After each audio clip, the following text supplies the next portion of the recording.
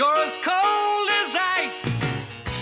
You're willing to sacrifice our love. Salut à toutes et à tous, bienvenue pour ce 22e épisode de la 3e saison de Cold Facts.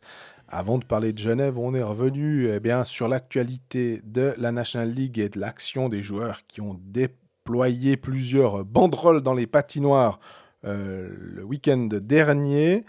Après, évidemment, on parle de Genève qui a subi une véritable mitraillette de tirs, 61 tirs pour Zug, mais qui finalement s'en est sorti quand même avec un point et un revers 4-3.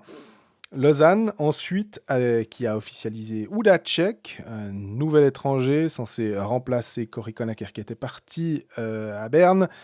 Lausanne qui, en outre, a réussi à s'imposer après plusieurs défaites de suite. Nos pronostics, puis après on revient du côté biennois, 2 défaites de suite, et sur Fribourg qui ne jouait pas mardi soir, mais qui reste sur 2 victoires. Et on va reparler aussi un petit peu du cas David Ebicher à Fribourg, et on répond à vos nombreuses questions.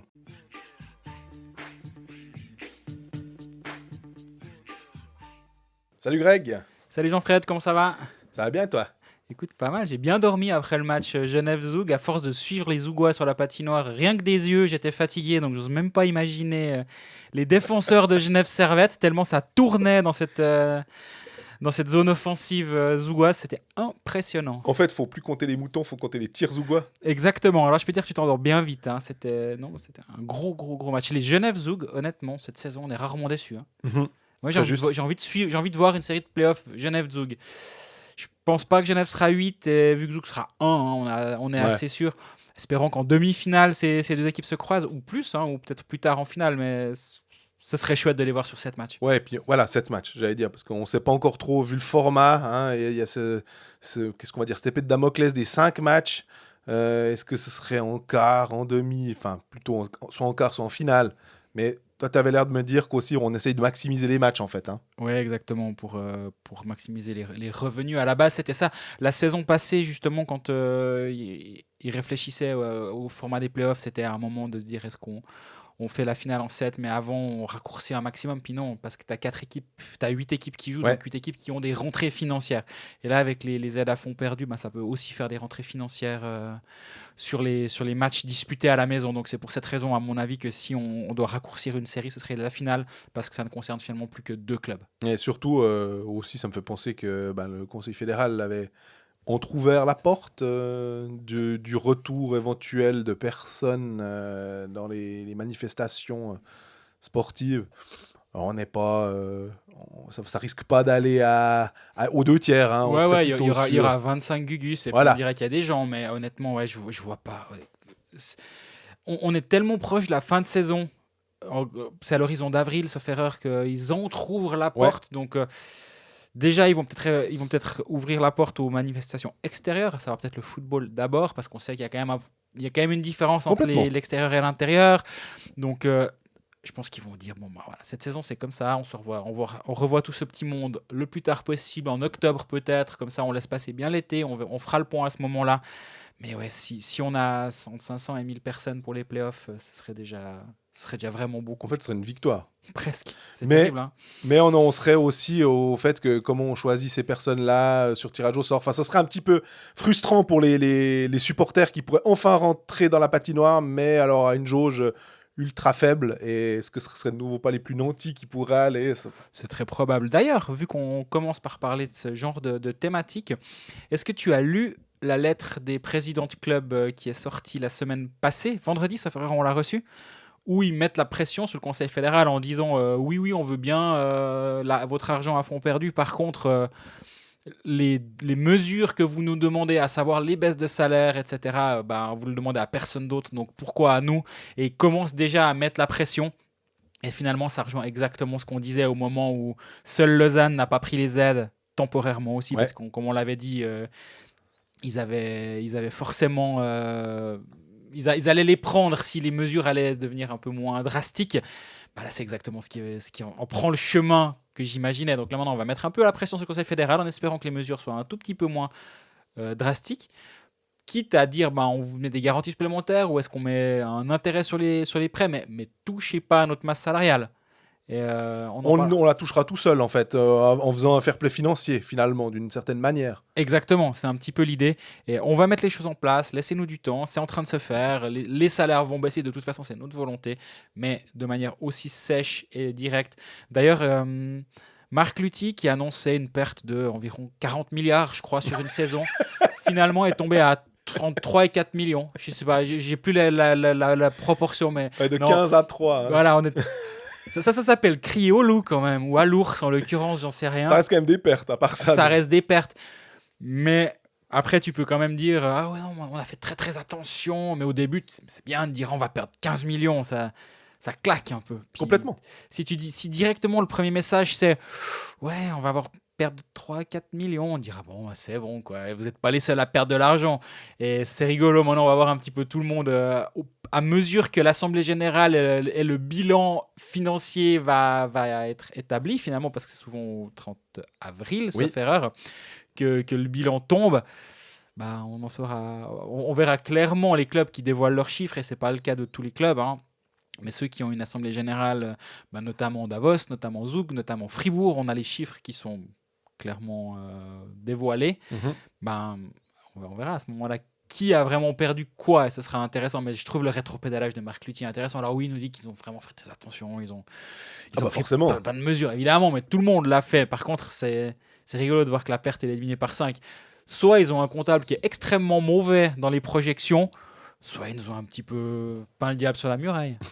À part ça, c'est vrai que c'était pas prévu, mais je viens de me dire, tu parlais des aides à fonds perdus, puis tu parlais de cette histoire des présidents de club.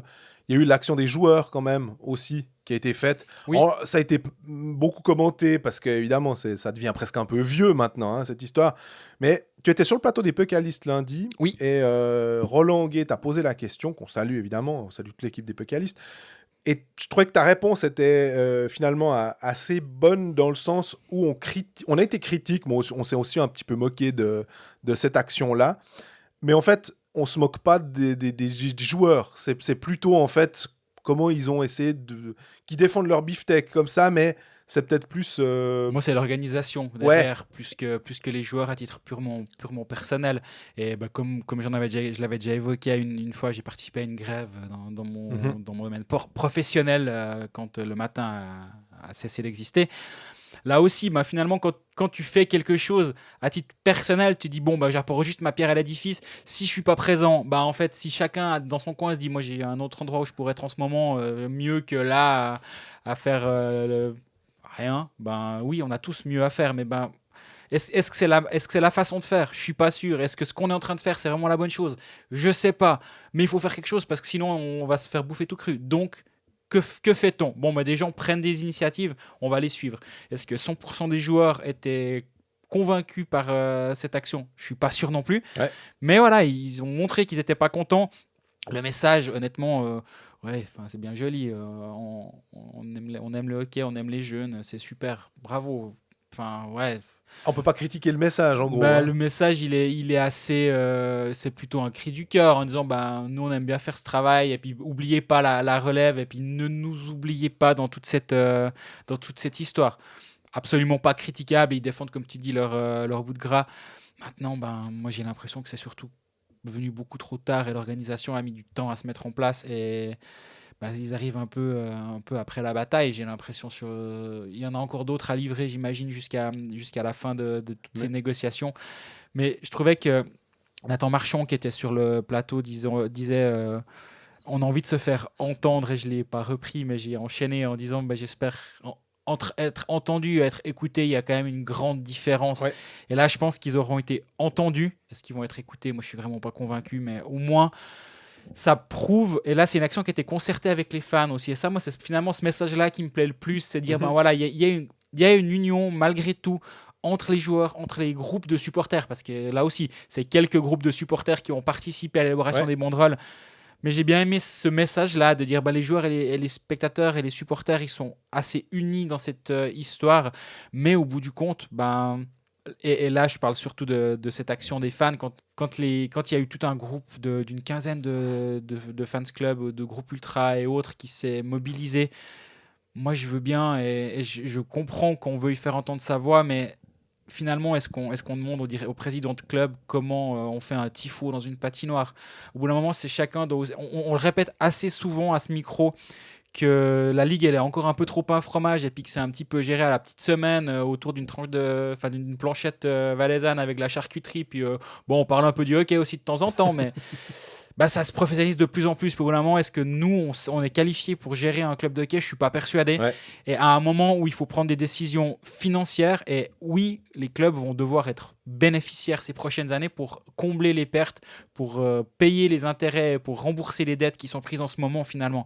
Et donc oui, il faut tendre vers le bénéfice. Donc le statu quo, à savoir, on racle les fonds de tiroir tous les 30 avril pour boucler le compte au break-even, ça va plus suffire. Donc il va falloir gagner de l'argent. Comment faire? Ils essaient de trouver des solutions. Moi, il y a aussi un truc, c'est, désolé pour les joueurs, hein, mais je pense que si on passait de on va tout perdre, peut-être que les gens seraient assez sensibles à ça. Je suis assez admiratif de la façon dont les supporters sont derrière les joueurs. Mais au bout d'un moment, j'ai pas vu qu'on allait passer de tu touches 150 000 francs, admettons, comme salaire médian, à tu vas toucher plus que 25 000. Et je vais me retrouver dans une situation très compliquée. Donc, là aussi, pour les licences suisses, c'est des types qui gagnent très très bien leur vie, normalement plutôt, parce qu'on a bien compris que les licences suisses, elles avaient une grosse valeur pour les joueurs étrangers. Puis ça ne veut pas dire que tu vas plus avoir d'embauche, tu vas avoir une embauche à un salaire un peu moindre. Donc, j'ai l'impression que ça peut toucher toutes les couches de la société et que là, pour le coup... C'est exactement ça, c'est qu'on ne va pas prendre l'exemple de Florent Douai, on va chercher un autre cette fois. Florent Douai, non, Elliot Berton. Qui va devenir suisse tout soudain. Ok. Mais prends Jordan Bougro. Bougro, actuellement, il devient un attaquant. Il est sur le marché comme un attaquant suisse. Donc, un marché assez restreint. Il gagne sûrement pas 450 000 francs à la saison. Et c'est vraiment pour de. Mais dès l'instauration de cette nouvelle règle, en fait, il va avoir la concurrence de Jordan Bougro sera plus les Suisses capables de jouer en National League.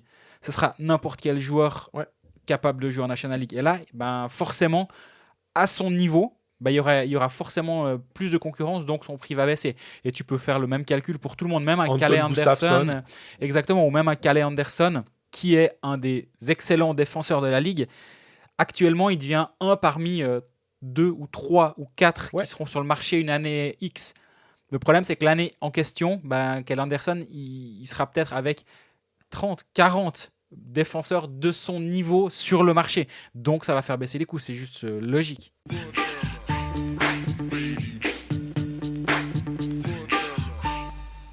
On a fait une grosse partie, c'était pas forcément prévu, effectivement. On va revenir sur Genève avec une défaite, donc 4-3 après prolongation contre Zug. Ça faisait suite à 2 victoires, 7-5 contre Rappi et 3-2 après prolongation contre Lausanne. Ce match contre Zug qui était, on l'a juste mentionné, je crois c'est 61 tirs pour Zug contre 25 pour Genève. C'était quoi la statistique après un tiers? 29 à 5. 29-5. Et il y avait 1-1. C'est de la folie. Ce match, c'était surréaliste. Après 2 tiers, il y a 3-3, but de Tyler Moy de la cuisse. Au passage, Tyler Moy, il marque beaucoup de la cuisse et je commence à me demander s'il a... Il n'est pas meilleur de la cuisse qu'avec la canne? Non, parce qu'il est vraiment pas mal en ce moment. Donc là on persifle gratuitement et on se lavera la langue au savon parce que là, on n'est pas correct. Mais, il a un point par match sur les... Exactement. Donc, c'est pas le bon moment pour... Non. Mais oui, par contre, c'était surréaliste cette rencontre, de voir à quel point Zug était fort. Et Zug était fort contre une bonne équipe de la Ligue et contre une équipe qui est dans une bonne phase actuellement. Ils n'ont pas mis une rétamée à un Langnau à domicile. Ils sont à l'extérieur, à Genève. Sans Hoffman. Sans Grégory Hoffman, c'est ça. Moi, j'ai titré mon article sur le Matin et dire qu'il manque encore Grégory Hoffman. Et qu'un des étrangers, Justin Abdelkader, jouait son premier match après une quarantaine de 10 jours et un voyage, etc. C'est dur. Ça va être dur de se débarrasser de cette équipe en play-off sur une série de 7 matchs. Si tu regardes, et on l'a déjà dit, mais j'ai pas l'impression que Geneni a été très bon. Dans cette rencontre, il prend des buts de la cuisse de Tyler Moy, quoi. Mais derrière, à la Talo, il joue toujours juste. Diaz, il est tellement fort aussi. Sur chaque prise de décision, elle est juste. Et devant, ça va tellement, tellement, tellement vite. Et il y a moi, ce que j'adore dans cette équipe, moi, je pourrais tout plaquer et devenir suiveur du FV Zug, quoi. Aller travailler à la Zuger Brote ou je sais pas, la Zuger Zeitung. Toute l'année, tu suis cette équipe, mais ça doit être extraordinaire. Moi, je les vois une fois de temps en temps, mais à chaque fois, le lendemain, je me dis, mais mon Dieu, c'était incroyable. Je sais pas s'ils sont blasés, ces gens, à force de d'écrire sur Zug. Ah ouais, encore un match, 60 tirs, c'était pas mal. Bon, pour au final, une victoire finalement qui rapporte que 2 points. Hein. Une victoire à 2 points, ils ont baissé leur nombre de points par match. C'est une mauvaise opération comptable pour Zug, cette victoire. Opération comptable, Zug, je te sens déjà très taquin. Mais c'est assez impressionnant de voir à quel point finalement Genève a pu tenir. Il n'y avait pas Tom Ernest. Alors on dit qu'il n'y a pas Hoffman d'un côté, mais il n'y a pas Tom Ernest de l'autre côté. C'est aussi quand même sur le powerplay, même s'ils ont réussi à trouver la faille. Avec un Lecoultre sur le premier powerplay, Carrère qui est resté sur le deuxième. Justement, je me demandais si Carrère allait glisser sur le premier. Il est joli le but de Lecoultre après ça. Hein. Alors, t'as pas besoin de mettre une minace, hein, c'est pas une Nugren. C'est le puck, il est au bon endroit. Ou une Martini. Ou une Martini, mais Nugren en défenseur à la pointe. Non, c'est le puck au bon endroit parfait qui va juste embêter le gardien. S'il y a une canne qui passe par là, ça va être d'autant plus dangereux. Le gardien, il sait pas qu'en faire de ce puck. Exactement. Parce qu'il voit que c'est une sorte, pas une feuille morte, parce que c'était pas non plus, c'est pas une passe en retrait, quoi. Mais il est juste parfait. Et ouais, j'ai beaucoup aimé aussi ce coup d'œil de Lecoultre à ce moment-là. Lecoultre et Carrère qui ont joué 23 et 22 minutes. Enfin, dans l'autre sens, 22 pour Lecoultre, 23 pour Carrère. Patrick Aymon disait à la fin du match, quand tu perds un défenseur à 25 minutes, c'est 5 défenseurs qui doivent combler. Alors c'est des maths, hein. Ouais. C'est 5 défenseurs qui doivent jouer 5 minutes de plus. Ça paraît anodin, mais ton défenseur à 12 minutes, il devient un défenseur à 17 minutes. Et ton défenseur à 15-16 devient 21-22 ou 20-21. C'est 5 minutes de plus pour être un peu fatigué, pour peut-être pas prendre les bonnes décisions au bon moment. Exactement. Être matché contre une ligne adverse qui est un petit peu plus compliquée. Donc c'est clairement pas anodin. Non, ça l'est vraiment pas. Et du coup, tu te retrouves avec Guébé et Smons qui ont joué. Alors, certes, c'est pas énorme, mais 8-9 minutes.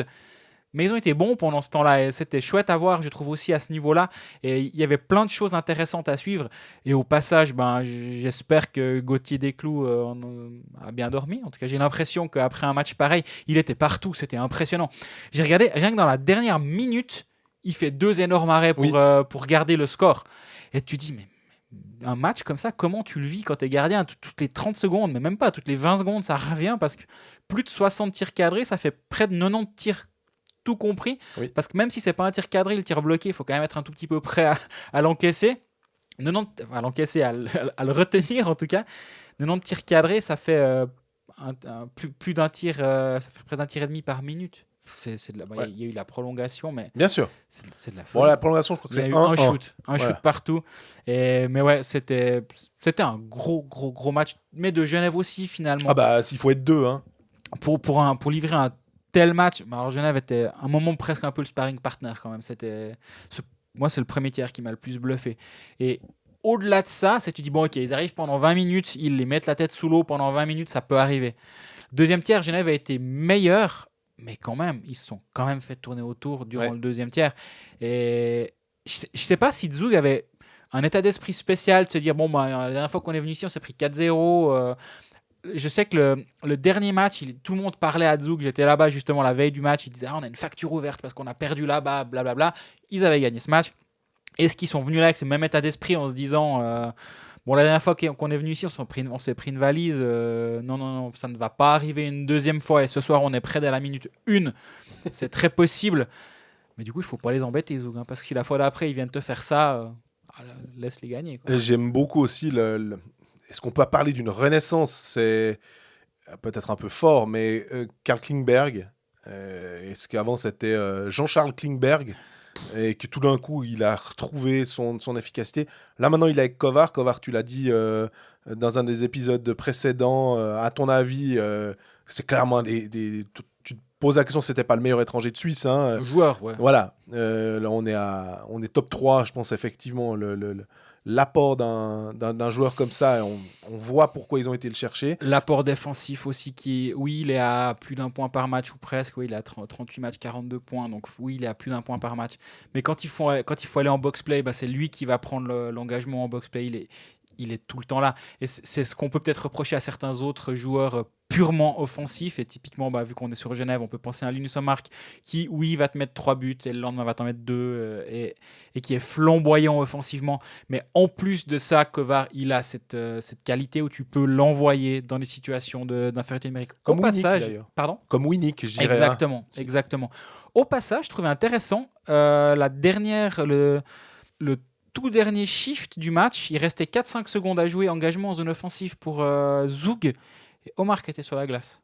Ok. Je trouvais ça rigolo en me disant de toute façon, Genève va pas aller marquer. Est-ce que tu t'es demandé si, comment dire, l'entraîneur zougois Dan Tangnes allait sortir éventuellement Giannoni pour essayer de jouer à 6 contre 5? Moi, je me dis à chaque fois ça n'arrive jamais. Donc, je me suis résigné au fait que quand il y avait un engagement en zone offensive, l'entraîneur va jamais le faire. Comme lorsqu'un un power play a lieu en prolongation, jamais l'entraîneur va essayer d'avoir un 5 contre 3. Moi, je regrette un petit peu ça. J'en ai parlé avec un coach qui m'a dit je vais faire un sondage dans le vestiaire pour voir si je peux le faire. Parce qu'il me disait mais tu te rends compte, si je fais ça, puis on se prend un but en prolong, moi je passe pourquoi? Je dis sauf si tu le verbalises avec tes joueurs, puis tu demandes ce qu'ils en pensent. Il me dit tiens, c'est une bonne idée, je vais faire ça. Et je sais pas si ça a eu lieu, mais je me réjouis que cette équipe ait à nouveau un power play en prolongation, voir si le 5 contre 3 va être tenté. Mais moi, je suis persuadé que si tu joues les probabilités, tu as une bonne chance de le gagner. Mais là, on s'égare complètement. Par contre, Omar était présent sur le dernier shift où il fallait seulement défendre. Et je trouvais c'était marrant de le signaler ou de le noter, en tout cas. On a beaucoup de questions. On n'a pas beaucoup de questions sur Genève, mais on va en prendre une. C'est Hockey Suisse qui nous la pose. Avez-vous lu la chronique de Stéphane Rochette, sur l'arrivée d'un ex du Lausanne Hockey Club au GSHC qui aurait engendré le départ du conseil d'administration? Avez-vous plus d'informations? C'est exactement ce que je disais la semaine passée, mais je ne voulais pas aller dans les détails sur l'identité de la personne. Mais oui, je disais qu'il y a eu 2-3 problèmes, il faudrait me réécouter, mais je pense que je dis un truc comme ça entre Laurent Strausson et le board et la fondation derrière. Et effectivement, l'arrivée d'une personne, je ne voulais pas name-dropper la personne, mais peu importe, c'était John Gobi qui était au cœur de tout ça et qui était la volonté apparemment de Laurent Strausson de reprendre un poste de CEO à Genève Servette. Et apparemment, la fondation ne veut pas que ce poste de CEO existe dans le club. D'accord. Si je dis une bêtise, j'en appelle aux gens du club de Genève Servette de ne pas hésiter à me contacter parce que je prends volontiers plus d'informations, mais je crois qu'on est assez juste là. Puis on va quand même juste regarder un peu le calendrier de Genève, parce que là où il est intéressant, nous grands fans du sport américain, on connaît ce fameux back-to-back. On l'avait déjà eu à Genève. Voilà, exactement, avec Lugano. Et à Berne. Berne-Davos a eu. Tout à fait. Il y a eu 2 Berne-Davos, un jeudi et un vendredi. Exactement. Ces fameux trucs où je parie toujours sur celui qui a perdu le premier match pour qu'il gagne le deuxième. Ce back-to-back vous est sponsorisé par Jean-Fred Debetta. Et là, on avait déjà annoncé que le Genève-Lugano allait avoir droit à 2 Lugano-Genève pour finalement avoir une sorte d'équité. Il y a pire que de passer, on le dit toujours, il y a pire que de passer 2 jours au Tessin. Alors exactement, à qui le dis-tu, vu que j'ai la chance d'être présent aux 2 Lugano-Genève jeudi et vendredi. Donc oui, il y a pire. Il va passer le Gotthard, ce sagouin, c'est pas juste. En plus, il va faire beau, je laisse regarder la météo, c'est super. Ouais, ça. Et au-delà de la météo, on a quand même 2 matchs contre le même adversaire, 2 équipes qui vont quand même plutôt pas mal. Ça va être des affrontements assez intéressants. Comme l'étaient les 2 à Genève, justement. Et effectivement, pour rejoindre ce que tu dis, moi j'aime beaucoup cette voie qui est en train de prendre la Ligue suisse et qui a été un petit peu forcée. Willy Feucklin s'est fait un peu forcer la main sur ce coup-là, mais c'est vraiment, vraiment bien. Pour Genève, là, alors c'est 2 fois Lugano, mais tu peux imaginer qu'ils vont un vendredi faire Lugano-Genève, et puis le samedi, ils font Ambry-Genève. Après, ils rentrent à la maison après avoir fait leurs 2 matchs. À l'inverse, tu peux imaginer que Ambry vient jouer à Genève et après le lendemain à Lausanne. C'est ces équipes-là qui sont concernées. C'est Genève, c'est Ambry, c'est Davos, c'est Lugano. On peut imaginer aussi un Lausanne qui va faire Davos-Rapperswil, puis après qui rentre à la maison. Et après, l'un des problèmes, c'est que si tu joues un week-end 2 fois à l'extérieur, ça veut dire qu'il y a une possibilité que tu joues 2 fois à la maison. Sur un autre week-end. Et c'est ça l'une des raisons pour lesquelles ils ne sont pas forcément favorables. C'est est-ce que les gens vraiment viennent et le vendredi soir et le samedi soir à la patinoire à la maison. l'idée, on en a parlé juste avant, de le faire en play-off, c'est quand même différent parce que les gens, s'il y a un match de play-off, que ce soit le lundi, mardi ou le jeudi, vendredi, ils vont venir parce que c'est les play-offs. Effectivement, mi-octobre, tu as 2 matchs vendredi, samedi. Peut-être c'est un petit peu plus compliqué. Mais voilà, tu peux aménager le calendrier que ces 2 matchs, ce soit le dimanche et le mardi. Ouais. Les coups sur coups à la maison et pas 2 soirs de suite. Alors oui, c'est facile à dire. Derrière un micro, je suis pas à la place de Willy Feuchtlin Tout à fait. devant un grand tableau Excel vide où il faut essayer d'accommoder tout le monde. On est bien d'accord, ça ne doit pas être simple. Par contre, d'un point de vue logistique, pour les équipes, c'est super. Surtout que typiquement Genève, quand ils vont à Lugano, c'est pas rare que la veille du match, ils se déplacent et ils dorment sur place avant la rencontre. Donc en termes de logistique, de prix, c'est un petit surcoût, c'est clair. Mais bon, au bout d'un moment, c'est pas une équipe de corpo qui va jouer des matchs, qui va jouer un tournoi au Tessin, quoi. Au bout d'un moment, c'est une équipe professionnelle. Alors oui, ça va peut-être avoir un coût, mais tu peux aussi t'arranger avec l'hôtel X qui va accueillir chaque fois systématiquement Exactement. l'équipe et qui va remplir donc 30 chambres pendant une nuit. Enfin, moi, je pense qu'il y a moyen, mais c'est une logistique à mettre en place, on est bien d'accord. Mais en tout cas, d'un point de vue purement sportif et le confort de vie des hockeyeurs, ça, c'est vraiment l'avenir, je pense, et c'est vers ça qu'on doit absolument tendre. Et c'est drôle parce que ça me fait penser que les joueurs, quand ils signent en Suisse, surtout les joueurs évidemment étrangers, disent ah, mais c'est cool parce qu'on est tous les soirs à la maison. Parce que justement, on n'a pas ces longs road trips où on est 1 semaine ou 2 semaines loin de notre famille. Alors là, ça va se limiter à peut-être 1-2 nuits. Donc ça peut aller. Mais ça me fait sourire de voir qu'on tendrait vers un côté AHL, NHL qu'il n'y avait pas en fait ici. Exactement. Et je pense même les joueurs ils vont pas commencer à se dire ouh, je vais pas signer en Suisse parce qu'une fois je vais passer une nuit au Tessin. Non, je pense même que ça va devenir un argument. Venez, vous verrez, de temps en temps, vous allez à la Piazza Grande, il y aura même une chance que les terrasses soient de nouveau ouvertes pour le lendemain matin. Non, ça va même devenir un argument.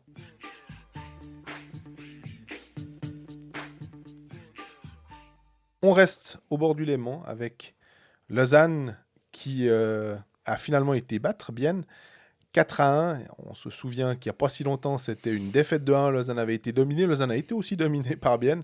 Mais ce coup-ci, ils s'en sortent un petit peu Sur le deuxième mieux. tiers à 1-1, là, Bienne a poussé, mais pendant un moment, c'était pas Étouffant. du niveau Zougois face à Genève, mais c'était assez impressionnant. Hein. Avant ça, il y avait eu donc 3 défaites après prolongation, en fait. Contre Genève, 3-2, 6-5 contre Berne, où Lausanne aurait dû gagner. Mhm. Malguin rate 2 fois la cage vide. Et puis contre Lugano, évidemment, puisque c'était un mercredi soir, puis c'était le jour où on faisait Cold Facts. Et puis, On parlait avant... de Willy Feuchtlin d'ailleurs au passage, qu'il arrête de mettre des matchs le mercredi soir. Le mercredi, c'est Colfax. Donc, Willy, tu nous écoutes probablement pas, mais arrête les matchs le mercredi.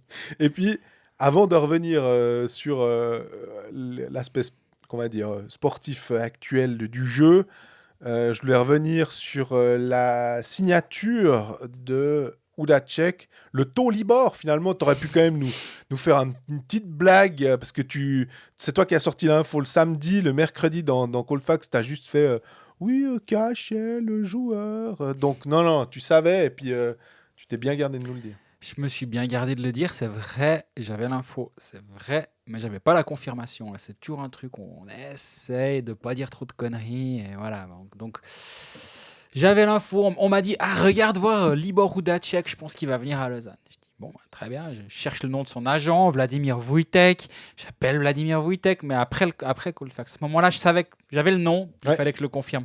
Wojtek me dit ouh non, il a un contrat jusqu'au 27 février ou 29 février ou 32 février. Parle bien le français, Wojtek. Ah ouais, alors clairement. Hein. Et il me dit non, stresse-toi pas. Puis peut-être qu'il va venir en Suisse, mais je suis pas sûr. Et je me renseigne auprès d'autres clubs qui me disent. Il était proposé. On m'a proposé Hudacek. J'ai eu 2 ou 3 clubs qui m'ont dit on me l'a proposé. Et au bout du compte, ce week-end, ça s'est accéléré.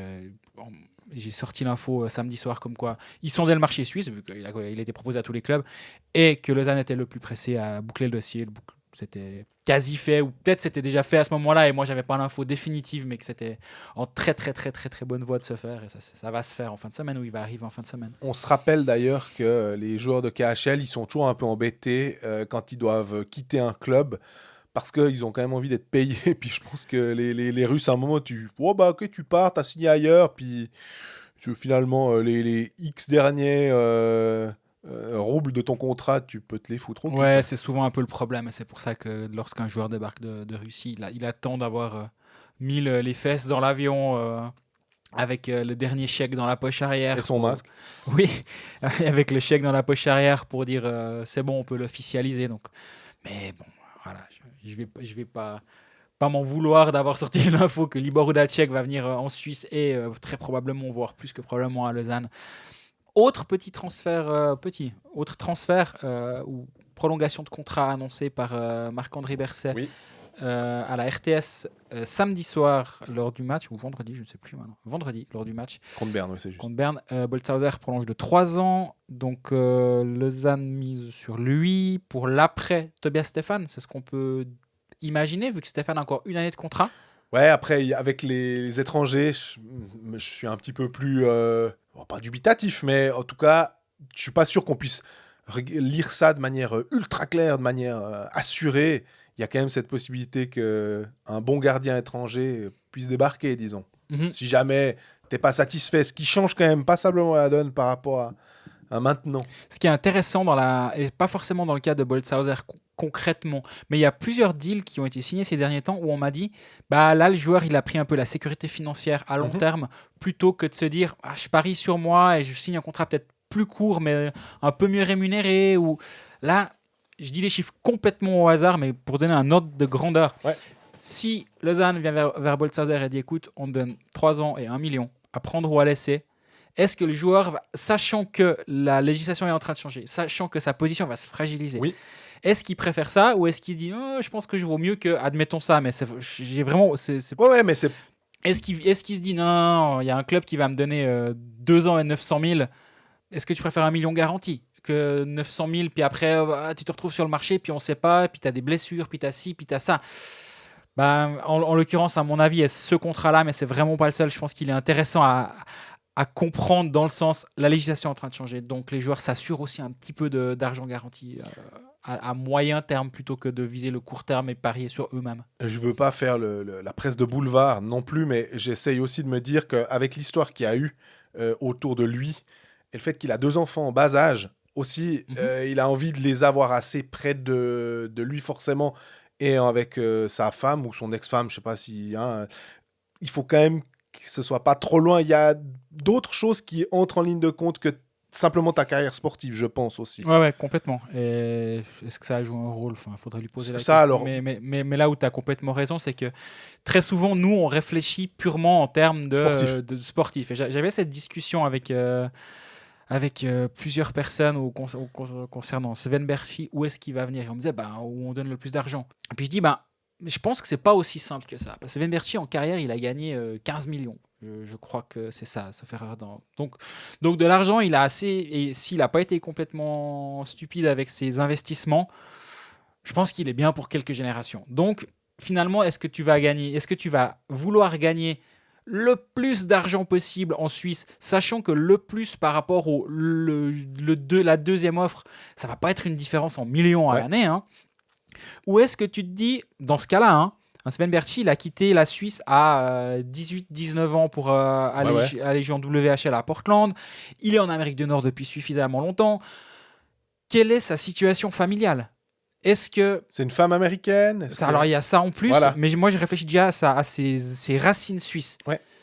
Si tu as quitté le pays pendant plus de 10 ans, et tu reviens au pays, est-ce que tu as envie d'être près de tes parents peut-être ? Est-ce que ses parents habitent Davos, Lugano ? Est-ce qu'ils habitent Genève ?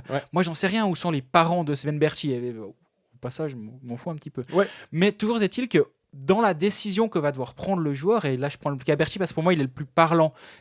J'ai 2 exemples aussi à te citer. Là. Alors je me réjouis, mais oui, il y aura l'argent au bas du contrat, mais après si tu réfléchis encore différemment, l'argent au bas du contrat, si Zug donne moins que, admettons, Lugano, vu que Zug Lugano, on en a parlé avec le cas Hoffman, et fiscalement, c'était beaucoup plus intéressant, même à argent égal, et surtout à argent égal d'aller à Zug par rapport à Lugano, parce que fiscalement, les conditions, c'est pas ici qu'on va les expliquer. Les gens sont beaucoup plus éclairé que nous sur le point de vue fiscal, mais c'est une évidence que c'est plus intéressant d'aller à Zug pour lui. Bah, typiquement, si Lugano offre X à Berchi, puis Zug la même chose, bah, même si le problème c'est l'argent, bah, ça va aussi jouer un rôle. Donc c'est pas juste le montant en bas du contrat qui va faire la différence. Mes 2 exemples, alors je sais pas, tu pourras confirmer ou infirmer ou dire ah non, pas tout à fait pareil, mais quand Jonas Hiller signe à Bienne aussi, à un moment, je fais une interview avec lui à Verbier au camp François Allaire quand il avait encore lieu. Et il me dit ouais, mais je suis en train de construire une maison près de Berne. Ok, tu construis une maison près de Berne. À un moment, aller jouer à Davos. Il allait avoir un bébé. Tu commences à voir le projet de vie se mettre en place. Il va pas partir à des kilomètres et des kilomètres. Ça aurait été complètement illogique d'aller à Lugano, par exemple, et que Bienne, finalement, cadrait bien dans le fait que je pense qu'il s'entendait bien avec Martin Steinegger. Et puis, il y a encore Philippe Fourer. J'allais dire, je sais quel est ton deuxième exemple. Mais bien sûr. Et Philippe Fourer, c'est la même chose. Il construit une maison près du lac de Morat. Voilà. Il n'y a pas 50 000 clubs. C'est lui qui a déjà décidé de sa future vie. Il a peut-être déjà pensé qu'il allait se construire des maisons, enfin sa reconversion. Reconversion. Dans l'immobilier. Dans l'immobilier. À un moment, tu vas pas mettre Davos. Enfin, il a 3 filles. Là aussi, finalement, la vie privée, la suite de ta carrière influe quand même terriblement sur le fait que tu as peut-être que 2 ou 3 clubs qui sont jouables. Exactement. Pour Philippe Fourer, c'était ça. C'était Bienne, Berne s'était retiré. Berne n'était pas dans la course, donc c'était Bienne, c'était Fribourg, c'était Lausanne, mais ils n'étaient pas intéressés. Et c'était Genève, je crois, qui était également intéressé à cette époque-là. Et encore, Genève, ça a été vite tracé parce qu'ils ne se voyaient pas, je crois, faire les allers-retours de toute façon. Donc après, le marché, c'est Bienne et Fribourg. Donc c'est un choix de vie qui a décidé. Mais Diaz, quand il explique que sa femme est francophone, elle a envie d'être dans une partie du pays qui est francophone. Il y a un environnement avec des gens qui sont québécois, comme Christian Dubé qui l'a fait venir. Il connaît des gens aussi, il connaît Reto Berra, avec qui il s'entend bien, il connaît Fourer avec qui il s'entend bien. Est-ce qu'il sera encore là? Ça, on ne sait pas, mais ça peut aussi jouer un rôle. Puis au bout du compte, c'est des gars, ils ont maximisé leur carrière en termes financiers, donc à ce moment-là, c'est plus qui compte. Par contre, et on en a beaucoup rigolé depuis la semaine passée, et le fameux clash de Colfax, non, je rigole, autour de Berchi, peut-être qu'il va finir à Lausanne, on est bien d'accord. Mais s'il vient là, c'est que tout le reste s'est aligné pour que ce soit la bonne décision. Et c'est pas juste une question purement de salaire. C'est pas FIFA 20 ou Football Manager 21 où tu mets juste le plus d'argent au contrat, puis du coup le gars il va signer. Il y a d'autres facteurs à prendre en compte. Et c'est pour ça que le point de départ, rembobinons jusqu'à Luka Boltzhauser, on allait très loin depuis Luka Boltzhauser. Mais c'est vrai que c'est un tout. C'est financier, c'est personnel. C'est le club qui se dit, en fait, il part dans cette saison comme numéro 2, mais il est quasi statistiquement aussi bon que Tobias Stephan. Ouais. Il fait le job. Tous les soirs, on peut lancer l'un ou l'autre devant le filet. On a la même production de notre poste de gardien. Et honnêtement, moi, il y a 2 ans, je n'aurais pas imaginé Boltzhauser évoluer aujourd'hui à ce niveau-là. Sa progression, elle est vraiment admirable et il est récompensé aussi pour ça. Alors, par contre, il y a aussi juste une chose, c'est que tout d'un coup, il y a les Tessinois qui ont sorti, je crois que c'est Ticino News, si je ne dis pas de bêtises, qui ont sorti que Victor Östlund, le gardien d'Ambri Piotta, un des gardiens d'Ambri Piotta, et des Ticino Rockets, si je ne dis pas de conneries, qui a aussi joué à Langnau. Thomas, voilà. C'est pour ça qu'il a une licence suisse. Exact. Là aussi, une licence suisse, le passeport, ça risque d'être compliqué, mais on va passer à sans doute à 7 étrangers. Enfin, très très bizarre de voir cette signature si elle se confirme. Pour l'instant, c'est que de la rumeur. Et j'avoue que en voyant ça, un nouveau gardien, quand on prend la situation des gardiens à Lausanne avec Tobias Stephan qui a encore une année de contrat, avec Boltzhauser qui donc est re-signé pour 3 ans au-delà de cette saison-là. Oui. Et là, tout d'un coup, on nous jette Victor Östlund dans les pattes, si je puis dire. C'est vraiment... ça m'a occupé ma matinée d'avant Genève Zug. J'ai essayé de comprendre cette information. J'ai fait 2-3 coups de fil à gauche et à droite pour la comprendre, parce que je ne voyais pas où on voulait en venir. Et donc, alors, au bout du compte, effectivement, l'une des options aurait été, Svoboda, il est tellement convaincu de Boltzhauser, et il a eu Boltzhauser à long terme, et il se dit, c'est lui notre futur. Tobias Stephan, il lui reste une année de contrat.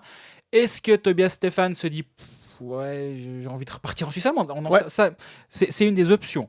On m'a dit que ce que j'ai en tout cas appris, personne m'a dit, on m'a proposé Tobias Stephan. Donc c'est une des pistes que j'ai explorées où on m'a dit je vois. Non. Après, quelqu'un m'a dit en rigolant, il y a beaucoup de joueurs du LHC qui n'étaient pas sur le marché un jour et qui l'étaient le lendemain ces derniers temps. Mais c'était plutôt sur le ton de la boutade, vu que ces derniers temps, ça bouge beaucoup. Bien sûr. Mais je pense que ce n'est pas la piste. Donc une autre piste, c'est clairement, ils vont parquer Victor Östlund en bas. Actuellement, on peut imaginer qu'il est pas très cher. Il est vraiment pas cher, Victor Östlund. Il va pas coûter un rein au LHC.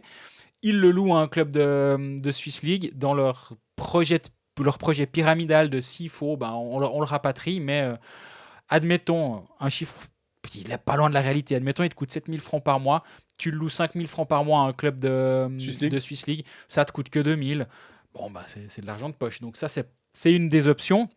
J'ai essayé de savoir quelle option pouvait être la bonne. Apparemment à Chaux-de-Fonds c'est bouché, Viège c'est bouché, Sierre c'est bouché, donc ça semble pas être ces pistes-là. Lausanne, on rappelle, a un partenariat avec Martigny, mais Martigny est bloqué en MySports pour l'instant. Moi, je doute que Victor Östlund, qui fait de très bons matchs avec Ambry au passage. Moi, chaque fois qu'Ambry titularise Östlund, je joue contre Ambry et à chaque fois, je me ramasse parce qu'il fait un gros match au passage. Donc, et c'est pas que la Valachia où c'est difficile d'aller jouer. C'est pas facile de jouer contre Östlund et ils en sont assez contents au passage à Ambry. Je le vois pas aller jouer en MySports. Il vaut beaucoup mieux que ça. Et apparemment, ça lui a été dit. Tu joueras en Swiss League. J'ai pas réussi à trouver la réponse. Peut-être que les coups de fil que j'ai fait, on m'a pas tout dit. On m'a pas dit la vérité partout. Et que un des endroits où on m'a dit non, chez nous c'est bouché ou là-bas ça sera bouché, tu verras. Ça va se faire. J'en sais rien. Mais la news de Östlund, moi je l'ai comprise comme ça. Il va être prêté en bas. En cas de nécessité, il va être remonté à Lausanne d'un point de vue pyramidal. Puis une personne à qui j'ai parlé m'a dit This is NHL. Et ça m'a fait sourire parce qu'effectivement, c'est l'état d'esprit de la construction de la pyramide de formation et de la pyramide de l'organisation. Et ça, à moindre coût, tu as une assurance comme troisième gardien finalement, mais que tu fais jouer en bas. Si on revient au match, ou en tout cas à l'actu sportive de la glace du Lausanne Hockey Club, tu as mentionné Sven Berchi, je vais te contrer avec Christophe Berchi, qui en ce moment... c'est un peu le leader, un des leaders en tout cas du Lausanne Hockey Club, ça c'est sûr. C'est peut-être difficile à dire, mais la ligne qu'il forme avec Emerton et Boson va très très bien finalement en ce moment. C'est la meilleure ligne du Lausanne Hockey Club et Berchi c'est 11 points en 9 matchs. Oui. Très solide, finalement. On a l'impression, c'est terrible, je pense que c'est terrible à dire, mais en tout cas il compense un peu la période de creux de Dennis Malgin et finalement aussi un peu de Gibbons. Cette ligne-là est devenue de facto la ligne 1 finalement. Ouais, je suis content de voir qu'une ligne avec Emerton soit à ce point dominante parce que moi on l'a déjà suffisamment répété à ce micro à quel point là aussi il a été visiblement. J'allais y venir, j'aime beaucoup ce joueur et je pense que de le prolonger, c'est une riche idée de prolonger Corey Emerton. Il n'est pas flashy et si c'est ton défenseur, si c'est ton étranger numéro 5, admettons que Lausanne parte sur 5 étrangers, je pense qu'il y a difficilement mieux qu'un Corey Emerton parce que dans le vestiaire c'est une crème, il va pas te faire de vagues s'il ne joue pas. Et il n'y a qu'à voir cette saison. Hein. Si tu regardes du côté de Fribourg, alors certes c'est Brodin qui est un petit peu le cinquième, mais tu arrives quand même à donner des matchs à ton cinquième étranger. Et s'il part à 4, je pense qu'il y a pire que Corey Emerton. Il est vraiment... c'était Conacher surtout qui était souvent cinquième. C'était pas... Exactement. Et il faut croire que Peltonen et McTavish ou Foust et Svoboda aiment bien ce joueur. Donc c'est qu'en fait, il fait l'unanimité. Je pense qu'on peut même dire que si Peltonen le faisait autant jouer, c'est qu'il aimait, on le sait, l'aspect défensif. Et que ça, c'est quelque chose qu'on quantifie assez mal, finalement, à part avec les stats avancées, justement, qu'on peut, plus que l'œil, des fois, pour se rendre compte à quel point le back-check est intéressant, à quel point le placement est bon.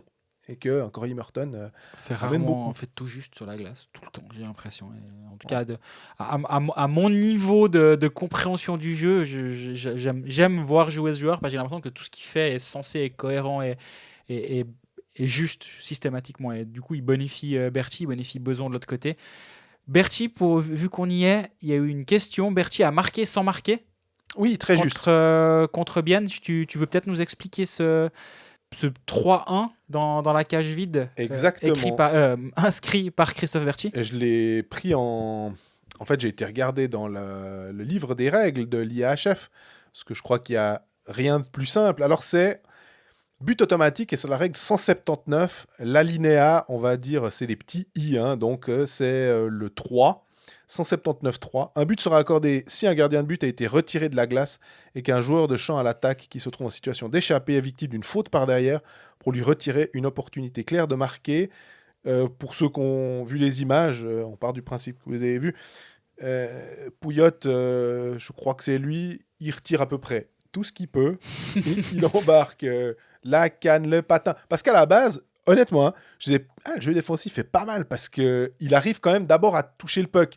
Mais le problème, c'est qu'il a tellement d'élan qu'alors il embarque tout et que finalement le joueur ne peut pas décemment aller marquer. Il n'y a plus de gardien. Donc cette règle-là, on sait que souvent il y a eu des règles un petit peu spéciales. Une fois, on en avait déjà parlé une réminiscence de 2014 avec Florian Kohns qui était rentré sur la glace, puis il y avait eu un penalty contre Zurich en play-off. Ben voilà, ça c'est une des règles. Elle est un peu plus connue, on va dire, que l'histoire de 2014. Mais voilà, dans la cage vide, il allait marquer, et puis c'était goal. Timing is everything, comme toujours. En plein enregistrement de cet épisode, la confirmation de l'engagement de Libor Udacek, qui est négatif au coronavirus et donc pourra être engageable dès ce week-end déjà. Donc on se réjouit de le voir à l'œuvre. C'est un joueur qui pourrait faire 2-3 dégâts, j'ai l'impression. Il sera à 10,5 à Hockey Manager, apparemment, selon certaines sources bien informées. À voir si ça vaut la peine de se ruer dessus. Et si on reprend donc le match contre Bienne, tu disais effectivement pendant le deuxième tiers, Lausanne a été vraiment dominé. C'était le copier-coller finalement du match que Lausanne a perdu 2-1 ou que Bienne a gagné 2-1, c'est selon. Mais finalement, Lausanne a réussi à passer l'épaule, a eu ce petit surplus de... Est-ce que c'est de chance, hein, finalement, qu'il n'avait pas eu lors d'autres matchs. Et l'importance aussi, on parlait de Berti, on a mentionné Emerton. J'ai trouvé que, d'ailleurs, Boson était excellent, je vais peut-être revenir là-dessus, mais sinon, j'ai remarqué, alors là aussi, peut-être que c'est toujours, tu as l'impression que, et c'est pas, confirmé par des chiffres, mais que Lausanne perdait beaucoup, beaucoup d'engagement. Et je me suis demandé si l'absence de Joris, qui est plutôt solide normalement dans cette statistique, amenait quelques problèmes et que Lausanne n'arrivait pas à conserver le puck et que normalement, notamment quand il y a eu cette ruée biennoise et qu'ils étaient repoussés dans leur coin et dans leur camp, qu'ils n'arrivaient pas à sortir parce que Bienne gagnait beaucoup d'engagement en fait. Et que Joris, voilà, effectivement, tu as Étienne Froidevaux qui est à 1,6 aux engagements, par exemple. Donc ça, je pense que ça aide pas. Et oui, ils ont perdu plus de 50% des engagements. Et après 2 tiers temps, c'est 30 shoots à 17 pour Bienne et c'est 2-1 pour Lausanne à ce moment-là. Ouais. Et c'est un peu justement, c'est les matchs que Lausanne ces derniers temps a perdu, alors que honnêtement, ils étaient très fréquemment... Si ce n'est la meilleure équipe sur la glace... Pendant 40 minutes, des fois. Voilà, ouais. Pendant 40 minutes, ils étaient la meilleure sur la glace, puis après, ils perdaient un peu le fil, ils prenaient des pénalités stupides, etc. Derrière, là, t'as le droit, disons, à un joker où peut-être tu le mérites pas, celui-là, mais les 3 points, sur l'ensemble et sur... On va dire sur le jeu produit ces derniers temps, et c'est là où on en revient toujours avec les tendances, et pas venir nous dire alors les amis du Corsi, regarde, ils ont 36 shoots à 30 et ils ont gagné, comme quoi les stats. Non, justement, si tu regardes sur la tendance des 5-6 derniers matchs, les amis du Corsi te diront ils étaient un peu meilleurs que l'adversaire et donc ils valaient mieux que ce qu'ils ont produit et ce qu'ils ont eu comme résultat au terme de la rencontre. On passe aux questions sur Lausanne, il y en a pas mal. On va pas tous essayer parce que ça se regroupe souvent. Hein. C'est le Vaudois qui nous demande... Salut Greg, salut Jean-Fred. Greg, dans 24 heures du jour, tu évoques le fait que McTavish serait sous pression depuis quelques temps déjà. C'était déjà avant la série de 4 défaites. Peux-tu en dire plus ? Oui, c'est ce que j'ai entendu, effectivement. Mais je crois que tout le monde est un peu sous pression perpétuelle. Donc, à voir. Moi, on m'a dit il ferait il a plutôt pas intérêt de faire une série de 4-5 défaites de suite. Il pourrait vite avoir des ennuis. Il y en a eu 4 de suite, il n'a pas eu d'ennuis. C'est jamais il faut jamais sous-estimer le fait que je peux me tromper. C'est toujours possible, mais c'est ce que j'entends, effectivement. Émile Gallet, on parle de Sloan, Baumgartner au LHC, plus Douai sous contrat et Kennings en négociation, sans oublier Boson, alors que ces joueurs pourraient bientôt compter comme étrangers. Le LHC a-t-il eu vent d'un rétropédalage des clubs sur les licences étrangères? Merci pour votre avis. Mais c'est vrai que je me pose aussi la Mais question. bien sûr. Je me pose la même question en me disant, mais on leur explique quand même, peut-être. Enfin, je sais pas si ça n'a pas été traduit. On check, ouais. Mais peut-être qu'il faudrait leur dire, parce que là, il y a un bout d'un moment, il va y avoir un petit souci. Mais à un moment, quand il y a eu la signature annoncée de Baumgartner, je me dis, ah, mais ça peut être bien vu. Si le gars, il signe en Amérique du Nord, tu le signes long terme, puis tu peux peut-être te prendre une licence étrangère en plus, la Lex Suter, comme on l'appelle désormais. Mais en fait, ça va tomber. Donc, je vois même pas cet intérêt-là, finalement, au-delà du fait que c'est un joueur tout à fait correct de la Ligue. Hein. C'est pas ça que je suis en train de dire. Je dis pas que c'est l'unique raison que je voyais, mais je me disais, ah, mais tiens, ça pourrait être bien vu dans ce sens-là. Là, pas. Effectivement, je pense que le nombre d'étrangers est bien, enfin le quota dans 2 ans est bientôt complet finalement. Surtout qu'il met, en plus, Lausanne a aussi Joris 1 an et bientôt Krakauskas, soit 7 joueurs à licence. Vous me direz que certains valent peut-être un étranger, mais avec une limite de 7 étrangers, en voyant que les CDSC engagent un gars du niveau de Lâche en 5e étranger, on peut s'interroger. Surtout que Barberio est sous contrat pour 3 ans. Oui. Maintenant, tu as Emerton qui a re-signé. Donc, Bon, les contrats avec Lausanne, on a compris maintenant que finalement... Barberio, qui c'est qu'il a choisi, hein? Attention. Bah, c'est une vraie question. Je pense qu'ils en sont très contents et à raison parce que quand il joue et avant sa blessure, il était ultra solide. Peut-être pas aussi flamboyant offensivement que ce qu'on pouvait espérer. Est-ce qu'on pouvait l'espérer ou est-ce que les managers de hockey manager pouvaient l'espérer? Il faut toujours aussi un peu se dire ça. Mais quand même, tu t'attends à plus de sa part de ce côté-ci de la glace. Par contre, en défense, il faisait clairement plus que le job. Yacine Nemra, qu'on salue. Hein, si vous suivez Couleur 3, vous le connaissez. Si vous suivez la revue. McTavish versus Svoboda, quid? Et surtout en vue d'un éventuel retour du public dans les patinoires, est-ce qu'il y a mieux que les frites au Maggi de Lille-Fils? Alors voilà, moi je préfère parler de frites au Maggi de Lille-Fils plutôt que McTavish et Svoboda. C'est vraiment le Maggi, on est sûr? Moi je les ai toujours mangés au paprika là-bas. Okay. Donc, je sais pas. Prochaine fois que j'irai à Langnau, qu'il y aura du public, je prendrai Yacine avec moi pour faire le trajet parce que je pense qu'il faut que j'en ramène, mais les frites froides depuis Langnau, c'est quand même pas très cool. Mais ouais, au paprika, non, est-ce qu'il y a mieux? Ouais, ça pourrait être un article, ça, une fois. Le catering dans les différentes patinoires, ce serait hyper intéressant. Mais non, les frites de Lille-Fils, elles sont effectivement réputées loin à la ronde, elles valent le déplacement à elles seules. Et McTavish versus Svoboda, pas oublier que c'était des amis à une époque, ils ont joué ensemble, ils étaient très proches. Svoboda est quelqu'un qui peut être parfois dur à vivre au quotidien, donc je pense que c'est une relation qui a des hauts et des bas, à mon avis. Fred Maranda, pour vous, McTavish sera-t-il toujours l'entraîneur du LHC la saison prochaine en sachant qu'il n'a plus de contrat pour la saison prochaine? C'est une bonne question à part ça. Hein. C'est que... Si je dois dire, je pense que McTavish ne sera pas sous contrat avec Lausanne la saison prochaine. Mais j'ai pas la réponse à cette question. C'est une intuition. C'est feeling et puis peut-être comme ça un feeling amélioré, on va dire. C'est mon sentiment, mais c'est pas basé sur quelque chose, sinon je l'aurais écrit comme pour les auditeurs fidèles de Colfax. Quand c'est certain, ça a d'abord été écrit avant d'être publié, avant d'être évoqué ici. Jouer sport, un jeu de la loterie romande. Alors on passe au pronostic pour les matchs de vendredi. Donc déjà, on sait que Jean-Fred va prendre le perdant du match de jeudi entre Lugano et Genève. Parce que gagner 2 matchs de suite, voilà, c'est la 2 bêta dans le jargon. À moi.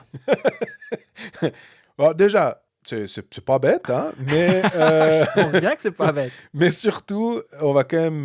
là aussi, ça fait quoi, 3e semaine de suite qu'on est en positif avec... toi, tu avais pris Genève -1, victoire 7-5 contre Rapperswil.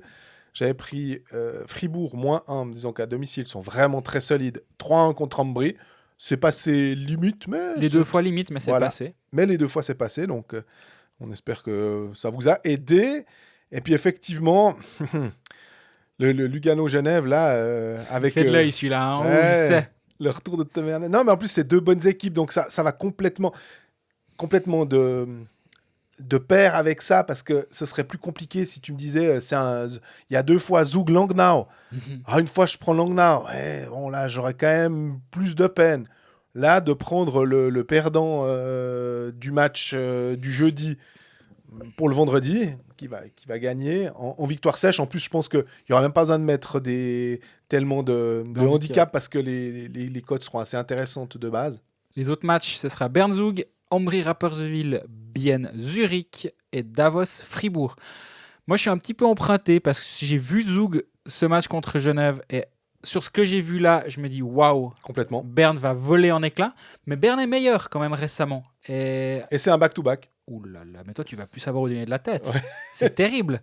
J'avais même pas vu ça. Il y avait déjà eu ça. En fait, Zug avait perdu contre Berne et était allé gagner le lendemain. Ils avaient perdu, je crois, chez eux et ils étaient allés gagner à la Post Finance. Donc, on est un peu dans le même scénario. Donc moi je touche ni l'un ni l'autre donc, mais Zurich doit un peu se rattraper de son match.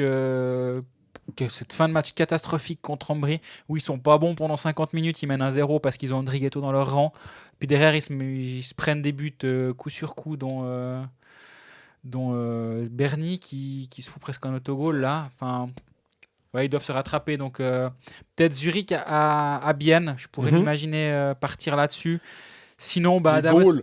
Davos Fribourg. Les goals. Plus de 18 buts. Voilà, je pense qu'un minimum de 15 buts dans un Davos Fribourg, je pense que c'est la norme. La cote, elle sera très basse. Mais blague à part, c'est des matchs en général riches en buts. Et pourquoi pas partir sur ce trend-là. On fait rarement les over-under, on va Ouais. dire, dans nos paris. C'est une option qu'on néglige peut-être un petit peu. Donc il y a de fortes chances que le Davos Fribourg, plus que 5 buts, 5 voire 6 buts, soit mon choix. Mais c'est terrible parce que maintenant que tu me dis ça, je me dis, entre Lugano et Genève, deux bonnes équipes défensives, que ça pourrait déboucher sur pas un festival de goals, admettons. Mais c'est en général quand tu dis ça que, évidemment, il se passe un 6-5 entre les deux clubs et puis on a l'air bien Sinon, mal. il y a le Ambry Rapperswil qu'il ne faut pas sous-estimer. En ce moment, Rapperswil n'est pas bon du tout. Non, Niffler est blessé. Bader rapporte pas vraiment une sécurité incroyable. Ambry à la maison, on va pas en parler de la Valachia.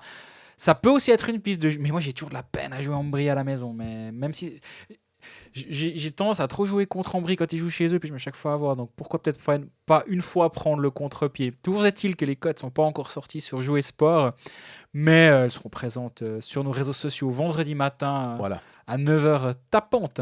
Jouer sport, un jeu de la loterie romande. On fait un petit détour par Bienne. On va moins parler de Fribourg, effectivement, parce que le Fribourg n'a pas joué dernièrement. On en parlera un petit peu après, mais on va passer assez rapidement. Mais Bienne, je voulais quand même revenir avec 2 défaites 4-1 contre justement Fribourg et contre Lausanne.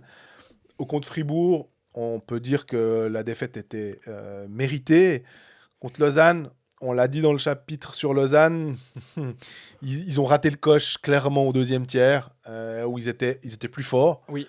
Voilà, ils arrivent moins à marquer de buts. Quand même, quand tu marques que 2 buts en 2 matchs, tu peux pas espérer grand-chose de positif. Et finalement, quand on regarde le classement, parce que on arrive finalement bientôt à des équipes avec 39 matchs, on va dire que Berne en a plus que 7 à faire pour arriver à 39, Lausanne 6 et Genève 5, mais Bienne en a déjà 38. Et 38-56, les gars derrière, pour les pré-playoffs, là, tu sais que normalement, tu vas pas être, ils vont pas revenir sur toi. Oui. La 8e place de Bienne, elle est assurée. Mais évidemment, ils vont pas se contenter de ça, parce que si tu peux éviter de passer par c'est best of 3, on sait pas ce qui va se passer. C'est casse-gueule. Hein. Ça veut dire qu'en gros, tu vas être 7 ou 8. Admettons, si tu es en pré-playoff pour Bienne, ils feront pas plus bas. Donc, tu prends le 9-10. Avec Berne qui revient, ça pourrait être le pire des scénarios. Et 38 matchs, 56 points. Quand on regarde Genève devant, 34 matchs, 60. Et Lugano, 37-61. Donc, en fait, ils ont plus de matchs. Il y a juste Davos qui a 41-62. Qui est... si tu regardes au point par match, Lugano, qui est 6e actuellement et donc qualifié, le dernier qualifié pour les playoffs tout court, est à 1,65 points par match. Genève est encore mieux classé à 1,76 points par match. Fribourg, Zurich sont en dessus en 1,85, 1,85, 1,85 et 1,88. Lausanne égale 1,85 pour Fribourg et Zurich, pardon, et 1,88 pour Lausanne. Et Bienne est à 1,47. Donc comme tu disais très justement avant, derrière, c'est décroché. Hein. Ils ont 1-0-6, 1-0-2. Les plus proches poursuivants Bern et Rapperswil. Donc, Bienne est au pire 8e. Mais devant, c'est loin. Hein. La place 6 de Lugano, il y a 0,18 d'écart en points par match. Et surtout, il ne reste pas énormément de matchs pour inverser la tendance. ils en ont 14, hein, si on fait le compte juste, hein, de 38 à 52. Exactement. Donc, ouais, et surtout que forcément, Genève, avec 4 matchs de moins, va probablement pas faire 0 points. Donc, ils vont de nouveau s'éloigner de tout ça. Ils vont quand même, ces matchs-là, vu qu'ils font un point, plus d'un point 7, on peut quand même extrapoler. Et c'est là que tu vois, finalement, on parle, ça devient presque un poncif, mais des débuts de saison qui sont importants. Et qui, finalement, Bienne a eu un vrai coup de mieux. Ils ont su profiter d'un calendrier qui était favorable, mais c'est comme Fribourg bat des équipes d'en bas. Il faut les battre quand même, il faut gagner ces matchs, il faut faire les 3 points. Mais Bienne a pu rattraper, on va dire, son retard parce qu'ils ont eu une série de 7-8 matchs très positifs. Et là, dès que tu as un nouveau petit accro, directement l'accordéon il se refait immédiatement. Et là, 2 défaites de rang et le train est gentiment en train de partir si tu veux te qualifier top 6. Et un goal average négatif. Ça, c'est la Lex, vu qu'on parle beaucoup de Lex Souter, il y a la Lex Philippe Ducaro qu'on salue s'il nous écoute. Et ça l'a fait sourire apparemment la dernière fois que j'ai rappelé ça, mais c'est vrai que souvenir d'enfance, mais Philippe Ducaro nous disait quand tu as un goal average positif, tu es bien parti en général pour aller en play-off et ça marche quand même très souvent. Un temps, Gauthieron d'ailleurs était toujours dans le top 3 et avait un goal average négatif d'ailleurs. Oui. Et ça s'est inversé maintenant à 130-118. Ils sont allés mettre une secouée à Rapperswil parce que la Lex Ducaro, il fallait quand même pas rigoler avec ça, quoi. Une secouée. Et 108-109 pour Bienne. On voit quand même que la défense, elle est quasiment au même niveau qu'Ambry, hein, qui a finalement 19 points de moins, juste un match de moins, mais je trouve que là, c'est pertinent de faire le comparatif. Évidemment, Ambry a beaucoup de peine, hein, il marque que 2 buts par match. C'est 74 contre 108. Mais 109-111, là, tout d'un coup, on se dit que, ouais. Mais par contre, là où je suis pas tout à fait d'accord avec toi, c'est sur la défense, justement. Parce que tu regardes, ils accordent 30 tirs à Lausanne. C'est pas non plus c'est pas de la folie. Ils en accordent que 22 à Fribourg, mais ils prennent quand même 4 buts. Le match d'avant contre Lausanne, de nouveau, c'est 16 tirs au but accordés à Lausanne. Alors, Lausanne avait été particulièrement mauvais ce soir-là et Bienne avait fait un excellent match, mais voilà. Le match d'avant, c'est seulement 23 tirs accordés à Fribourg quand ils vont gagner 4-2 à Fribourg. Donc moi, je trouve que cette défense tient la route. Le match encore d'avant, je ne vais pas tous vous les faire, mais c'est Zug, c'est 27 tirs concédés.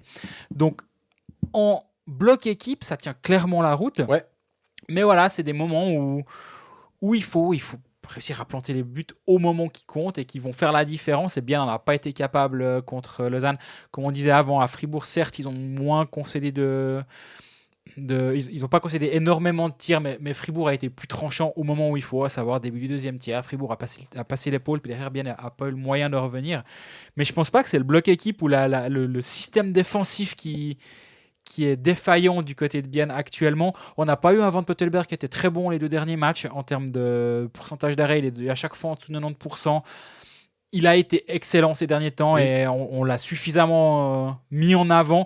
Voilà, dès que ton gardien devient un peu ordinaire, tes attaquants tous un tout petit peu devant. Raya la marque, mais malheureusement. C'est un peu le seul. Ouais, mais c'est ça. Et finalement, voilà. Défensivement, ça tient la route, mais effectivement, offensivement, il y a clairement à redire en ce moment. Et Pouliot est toujours pas fantastique. Et tu attends plus d'un joueur comme lui. Pour moi, c'est l'un des principaux problèmes de Bienne actuellement.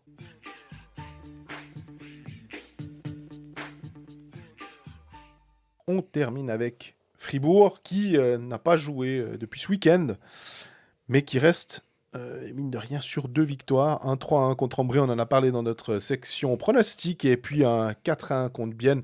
Là aussi on est revenu dessus, en tout cas sur ce match, en disant que Fribourg méritait clairement sa victoire. Il y a de très bonnes choses à Fribourg, alors ça a été abondamment documenté puisque Kylian Motet, comme on l'avait dit, était meilleur compteur de National League au moment où on faisait l'épisode. il fait toujours partie du top 3, hein, si je dis pas de bêtises. Oui, derrière Andrighetto et Omark. Voilà. Omar qui le fait avec 2 matchs contre 50 pour les autres. Non, mais il faut quand même se rendre compte finalement qu'Omar marque quand même une pellée de points. Et avec Fribourg, on a parlé de Motet, on peut parler de Desharnais. Et moi, je voulais aussi revenir, plus que sur Desharnais, c'était juste pour dire la ligne avec Bikoff. Andrei Bikoff, visiblement, c'est Marc-André Berset qui a dit que ce pourrait être 2 ans de contrat. Prolongation pour rester à Fribourg. Finalement, comme on l'a toujours dit, on n'imagine pas Bikoff ailleurs qu'à Fribourg. C'est 8 points sur ses derniers matchs et il tourne à 1 point par match, Andrei. Et lui, le centre, je ne veux pas dire inamovible, mais on l'imaginait centre. Et avec sa vitesse, finalement, en ailier et son intelligence, vu qu'il est centre, il sait défendre. Donc, c'est drôle, on avait une ligne, on pensait qu'elle était... à Fribourg, ça a été... Il y a eu la ligne Schmidt, Di Domenico, Herren au début de saison. Waouh, super. Il y a eu la ligne avec Stolberg, avec Desharnais et tout. Waouh. Et puis finalement, maintenant, on a l'impression qu'il y a toujours une ligne qui marche du feu de Dieu. Et c'est cette ligne-là avec... Là, c'est la ligne de Poche, Motet, Desharnais, Bikoff. Qui, en fait, quand tu la mets ensemble, tu vois les profils des joueurs, tu regardes, puis t'es là, non, mais ça va pas aller. Ils sont trop petits, les 3, là, ça va pas. Puis en fait, tu parles, c'est ultra moderne, finalement. Avec 2 très bons passeurs, un finisseur, des gars qui hésitent pas quand même à aller en périphérie, parce que Desharnais, mine de rien, il sait quand même se poster vers la cage, il hésite pas. Pour le coup, ça marche bien. Autre sujet aussi important, on en a parlé la semaine dernière, c'était le cas de David Bicher. Depuis licence B à Ajoie, il a joué. Puis tu voulais un petit peu revenir aussi à ce sujet. Oui, alors apparemment, quand vous écouterez cet épisode, il y aura eu une séance de conciliation. Ça sonne genevois, ça. Ouais, presque, non. Ils vont essayer d'arrondir les angles entre tout ce petit monde. On disait la semaine passée que ça serait peut-être bien de se mettre à table et puis de discuter de vive voix, ou je ne sais pas si ça se fera par Zoom ou pas, mais il y aura le président, la direction sportive, le joueur, l'agent, et puis on va essayer de se mettre à table, de trouver une solution. Toujours est-il qu'il a joué une 20aine de minutes en Ajoie, lundi soir contre Chaux-de-Fonds. Les échos que j'ai vu un bout du match sur MySports le lendemain, je me suis refait un bout un peu en accéléré. Rien à dire. Défensivement, il a fait le job. Offensivement, il a pas fait plus que ce qu'on attendait de lui. Il n'a pas voulu sauver Ajoie tout seul. Et il est resté dans son rôle. Il a joué 20 minutes. Je crois que c'est une première réussite pour David Bicher du côté d'Ajoie. Rien à dire. Et honnêtement, c'est ce qui aurait dû se passer il y a peut-être un petit moment déjà. Va prendre 20 minutes de jeu là-bas. Genève a envoyé Arnaud Ria à Ajoie très récemment. Ouais. Pourquoi, plutôt que de jouer 4 minutes et être au bout du banc à Genève, va là-bas, puis tu reviendras pour les playoffs si besoin. Ou tu peux surtout peut-être aider Ajoie aussi pendant les playoffs. Hein. Alors, si besoin aussi, tu vois. Donc, c'est très bien, en fait. Et moi, j'ai l'impression... Moi, mon souhait, c'est qu'il puisse revenir à Fribourg et avoir un petit peu de temps de jeu et que les angles soient arrondis et que les problèmes... De toute façon, maintenant, Fribourg contrôle le destin de David Bicher pour les 18 prochains mois. Je veux dire, c'est un fait. Qu'il le veuille ou non, il a signé un contrat. Donc, au bout d'un moment, tu vas... Soit tu les changes et puis tu dis, bon, ok, va ailleurs. Ça, c'est Svoboda qui fait ça. Ouais, bon, il n'a pas le monopole des transferts. Mais voilà, moi, je ne serais pas surpris que... Voilà, il a accepté d'aller là-bas, il a joué son match, il va peut-être encore jouer 1 ou 2 avec Ajoie. Et puis, il va falloir qu'il ait de nouveau sa chance en haut, peut-être qu'il fasse lui le point dans sa poche, qu'il s'excuse peut-être d'avoir peut-être un peu trop mis sur la place publique ses états d'âme. Et puis voilà, mais comme on a dit la semaine passée, c'est un jeune, il vit une situation qui est pour lui difficile émotionnellement et il a eu besoin d'en parler, très bien. Maintenant, l'histoire, elle doit être derrière. Et puis finalement, le dénominateur commun ou le point, l'objectif pour les deux, c'est quoi ? C'est que le joueur se développe pour bénéficier au club. Oui. Tout le monde a le même but finalement. Donc moi, j'arrive pas à imaginer un monde où tout ce petit monde n'arrive pas à s'entendre. Mais est-ce que les ponts ont été trop coupés ces derniers temps sans jeter la pierre à quiconque ? Parce que pour qu'il y ait un problème, de toute façon deux. Ça veut, sur le moment, ça peut être l'un ou l'autre plus ou moins à blâmer. Mais dans une relation, pour que ça dégénère, il faut être deux. Donc voilà, à voir s'il arrive à se rabibocher. Mais toujours est-il que le fait qu'il ait joué, qu'il soit allé en Ajoa, qu'il ait joué ses 20 minutes, pour moi, c'est complètement logique que David Abicher passe par Ajoa cette saison. En fait, Mais oui, c'est le fait s'il n'y avait mais pas c'est trop passé. tard. Mais Enfin, ouais, je suis de cet avis aussi. Ouais. parce que c'est vraiment dommage dans son développement, en fait. C'est vraiment, ça paraît tellement logique d'avoir un développement comme ça, et de passer par, de redescendre d'un étage et de pouvoir bénéficier d'un temps de glace. 20 minutes, il l'aura pas en National League et il peut pas revendiquer ça à moins qu'il y ait des blessures ou que tout d'un coup, dans un match, alors il soit exceptionnel. Mais j'imagine mal Christian Dubé lui donner 20 minutes, même s'il joue très bien. Autant qu'il joue très bien 12 minutes, enfin, ça va aussi. Mais c'est finalement. vrai que moi, où je comprends une frustration, c'est que quand tu vas mettre, comme je disais avant, une square à Rapperswil, tu mènes 9, tu gagnes 9-3. Est-ce que finalement, c'est pas ce soir-là où, même si tu as pris ton David Abicher dans le bus, puis tu lui dis avant de prendre le bus, tu dis écoute, si ça se passe mal ce soir, ben, tu vas pas mettre un pied sur la glace. Ou si c'est compliqué, parce que t'es pas dans mon plan de match, je vais partir à 7. Par contre, si le match avance et puis il y a 6-0 après un tiers, ou 4-0 après un tiers, 6-0 à la mi-match, ben derrière, tu donnes 10 minutes, tu donnes du power play. Mais après, comme on disait, là, on pense juste dans l'optique du développement du joueur, parce que nous, on aime bien voir Ouais. ce genre cette progression-là. Est-ce qu'il a mérité cette place au bout du banc, finalement? Parce qu'il ne faut pas oublier que c'est un privilège de jouer en National League et c'est un privilège de porter le maillot d'une des 12 équipes de National League.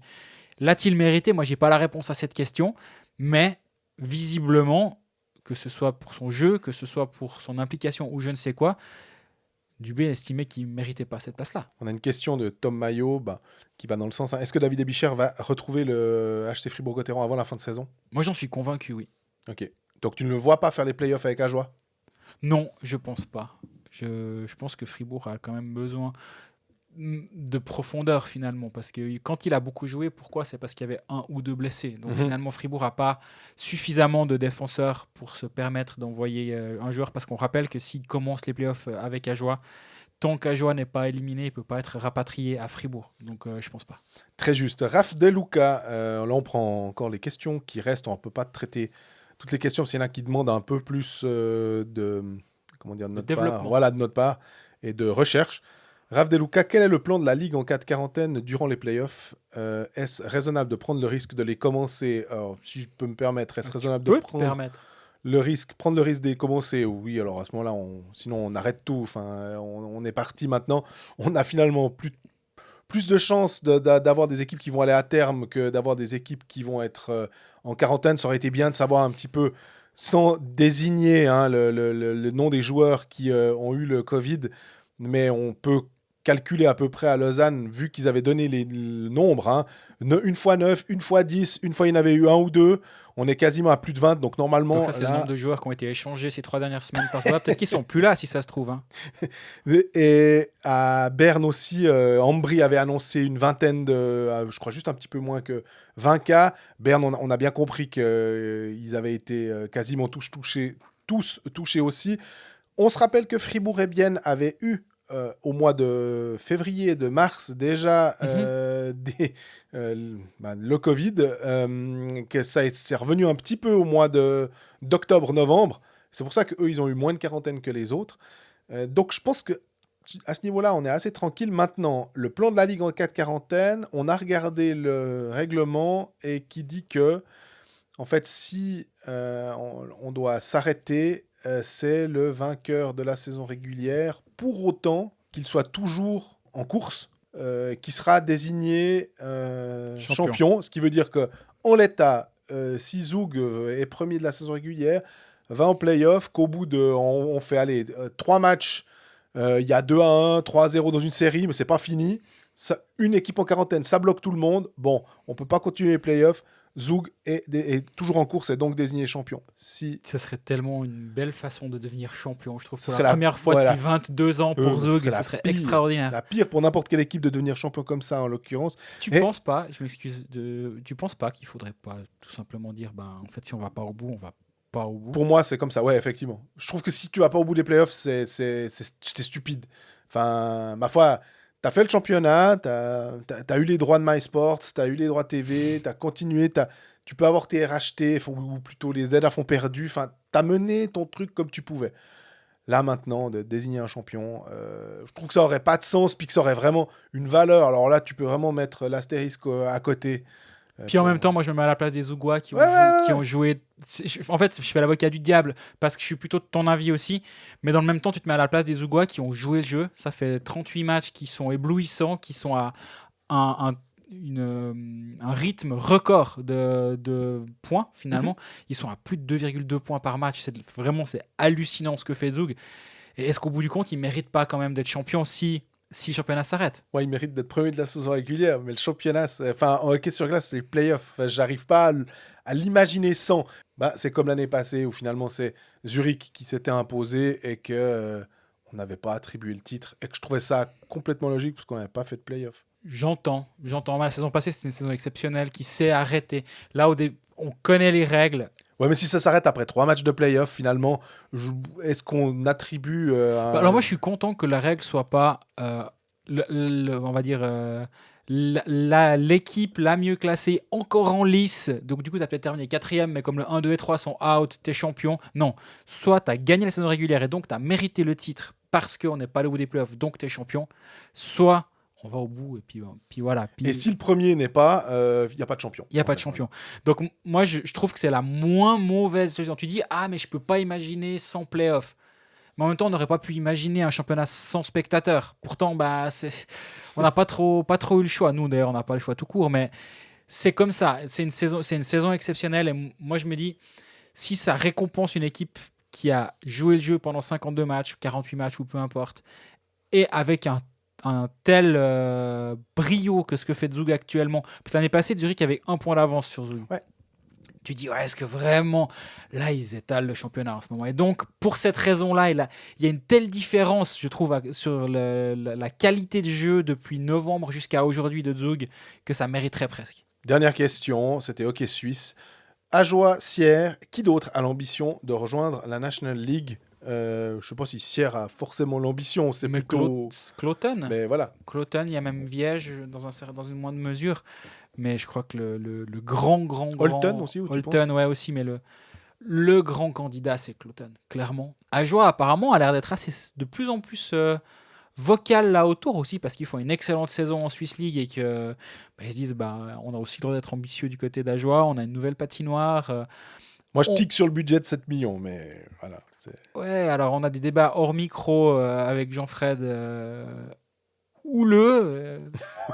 Non, mais pour moi, j'ai aucun problème avec un budget de 7 millions pour Ajoie si d'autres ont un budget de 14, 15, 17 millions, que sais-je.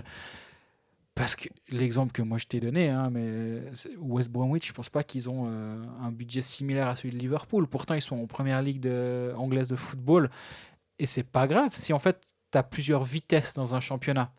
Si Ajoie monte et se dit nous finalement on va servir de tremplin pour certains jeunes parce que notre modèle d'affaires ça va être celui-ci, tant mieux. Et puis Rapperswil, rappelle-toi, il y a 2 ans ils sont arrivés sur la pointe des lames, on va dire, ou sur la pointe des patins, et ils sont arrivés tranquillement, puis maintenant ils montent gentiment un peu en puissance, ils vont chercher Albrecht, ils ont construit un projet en grandissant gentiment. Et la première année où Ajoie va monter aura 7 millions, mais qu'est-ce qu'on en sait que peut-être 2 ans après, ils auront un peu plus de budget. Et si on a un fair play financier, finalement là, ça fait d'autant plus de sens d'avoir une équipe qui a peut-être un tout petit peu moins de budget, même 20% de moins ou 30% de moins que les autres. Mais au bout du compte, si tu es intelligent, tu peux rétrécir une partie de cet écart, à mon avis. Et moi, je terminerai pour dire que l'argument que je trouve assez bon aussi, c'est celui de Doug Boulanger, qu'il a sorti sur MySport, en disant « difficile quand on n'a pas de mouvement junior ». Et c'est vrai que, de fait, tu n'as pas de junior élite, de novice élite, contrairement à Rapperswil, qui a quand même aussi des jeunes à pouvoir faire monter éventuellement. Et il faudra un club ferme. À l'heure actuelle, Ajoie est club ferme finalement de Fribourg. Il y a aussi des partenariats avec Bienne. Donc, et là, tout d'un coup, tu vas devenir toi-même dans la même catégorie de jeu. Donc, tu vas pas pouvoir prendre les joueurs. Donc, ça va reporter sur l'Achaux de Fonds. Est-ce que l'Achaux de Fonds, historiquement, va accepter de devenir la poubelle, c'est peut-être vraiment très très méchant. Non, mais de prendre finalement, ah bah alors, qui est-ce qu'on peut avoir comme club ferme? Ah bon, bah il reste qui? Bâle, qui montera Ouais. peut-être en Swiss League. Voilà, Parce que Bâle, c'est quand même une cité historiquement de hockey sur glace. bien sûr. Et à jouer à Bâle, bah, il y a une autoroute, quoi. Oui, ouais, une autoroute non, mais il y a le Val, l'Offental. Mais... Exactement. Et t'as une ligne directe de train, t'es à côté. Donc, moi, je pourrais tout à fait l'imaginer.